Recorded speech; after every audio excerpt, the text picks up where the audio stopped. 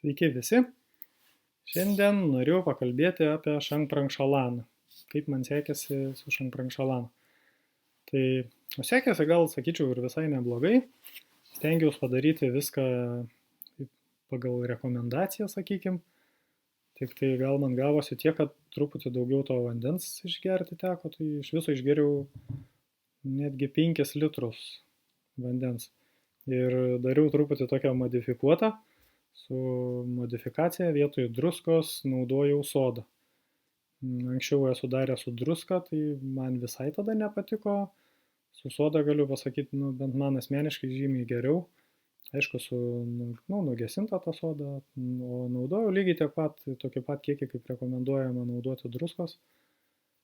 Ir dar koks ypatumas gavosi, kad tiesiog ilgiau užtruko, ir su druska man ilgai užtrukdavo, bet su soda gal turbūt dar truputį ilgiau užtruko, nes visiškai kol baigiau visą tą procedūrą, kol jau pradėjo bėgti švarus vandenėlis, ten vos gelsvas, tai 2 valandas su keliom minutėm užtruko man visą procedūrą.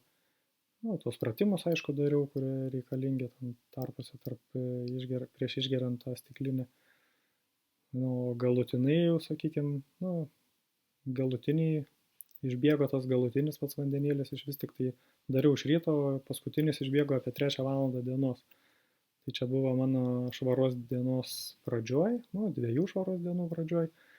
Ir toks pastebėjimas, kad toks vis tiek energijos biškį nutekėjimas irgi turbūt įvyksta, nes po Šangprangšalanos nesijaučiu toks energingas ir į vakarą tik tais sugrįžo man energija. Tai va tokie pastebėjimai dėl Šangprangšalanos. Dar norėjau irgi, dar nukrito po Šangprangšalanos, vakare pasisvėriau 2,5 kg man nukrito. Tai aš įsivaizduoju, kad 2,5 kg ir yra tas, bent jau buvo mano tas žarnyno turinys, taip sakykim, kuris ne kūno svoris, o tiesiog maisto kažkokių likučių žarnyne svoris. Ir dar apie svorį norėjau pasakyti, kad esu savo užsibrėžęs tokį kaip saugiklį, kiek čia aš leisiu, kad kristų tas mano svoris savo tam kely.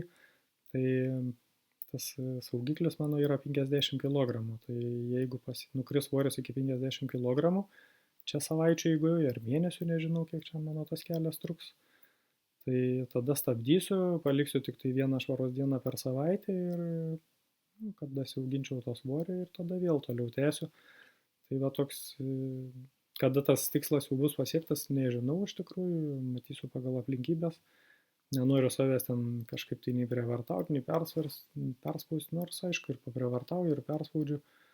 Tai apie tuos perspaudimus gal kitam video papasakosiu, kaip man sekėsi tuose, šios 2 švaros dienos iš eilės ir pasidalinsiu savo įspūdžiais. Šiandien jau 1 dieną, kaip jau, sakykime, valgau. Tai va, tiek žinių tam kartui.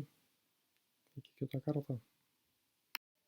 Galvoju, dar nepaminėjau vieno dalyko dėl Šangprangšalanos ir dėl sodos, dėl ko sodą nusprendžiau vietoj druskos naudoti, nes druska kaip ir nelabai gerai yra kūnui, tiksliau iš viso visai negerai, o soda kaip bebūtų, jinai vis tiek šarmina organizmą ir visiems tie mūsų, sakykime, gyventojam žarnyno nelabai patinka, svečiam tiem kenksminga yra, tai tuo pačiu gal kaip ir apsivalymas gaunasi, o be to kaip bebūtų, visas tas vandenėlis vis tiek neišbėga, kažkokia dalis jo absorbuojasi žarnyne į mūsų kūną, tai galvoju geriau turbūt tegul absorbuojasi soda negu kad druska.